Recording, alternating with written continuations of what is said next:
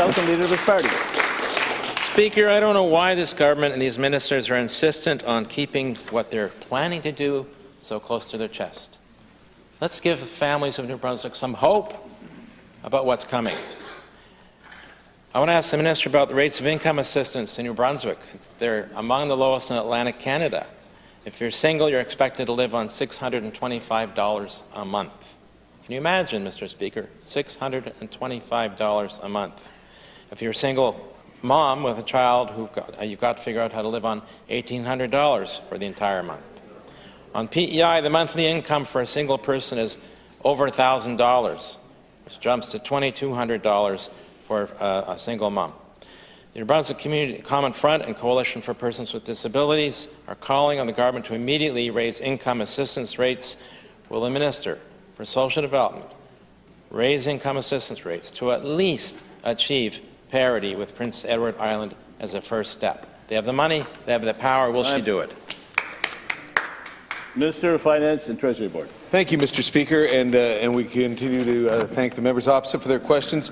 And you know what? We have brought in a number of different programs to help out the poor, the working poor, and people even in the middle class. The food and fuel benefit that we brought out earlier this year, and we are looking at other programs, Mr. Speaker, but we're also doing what we can in the meantime. The food and fuel was one thing, but raising the basic personal amount was another. Lowering the taxes was another. As the minister mentioned, the minimum wage was another. The social development stronger payments is another. I mean, it continues throughout with this government. It continues with the capital budget of over $1 billion to help. If they talked about ventilation in schools, they talked about ventilations in different nursing homes and special care homes. You know what? Yes, we have programs. We are developing that, and we are working to complete that, especially in the school system at this time, to protect our children and the workers in the school system. So yes, it continues, not only for... Prime Minister. Member for Fredericton-South and Leader of his party. Monsieur le Président, la plus grande source d'insécurité financière pour les locataires à faible revenu est l'augmentation imminente des loyers. Le ministre du Logement a arrêté l'occasion lundi dernier de présenter un projet de loi visant à prolonger le plafonnement des loyers jusqu'en 2023, qui aurait pu recevoir une proclamation royale ce vendredi.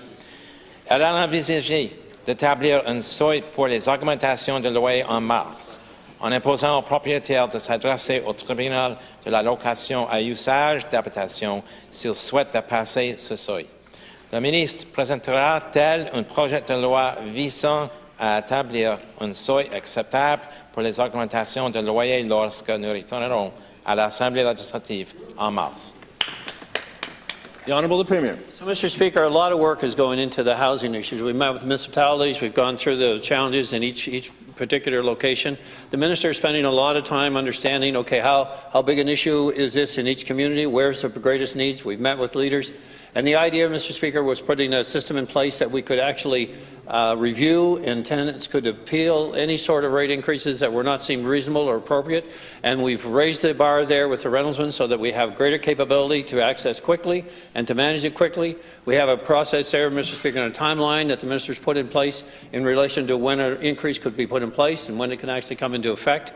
And so it's a balancing act, Mr. Speaker, as I think, you know, it's been said many times, between ensuring that adequate housing continues to be built and that the private sector continue to invest in our province and build and meet the needs that we've seen and the challenges that they've been faced, and ensuring that tenants have a way to appeal any sort of unreasonable behaviour by landlords that are being responsible. And we will continue that observation and that surveillance. Thank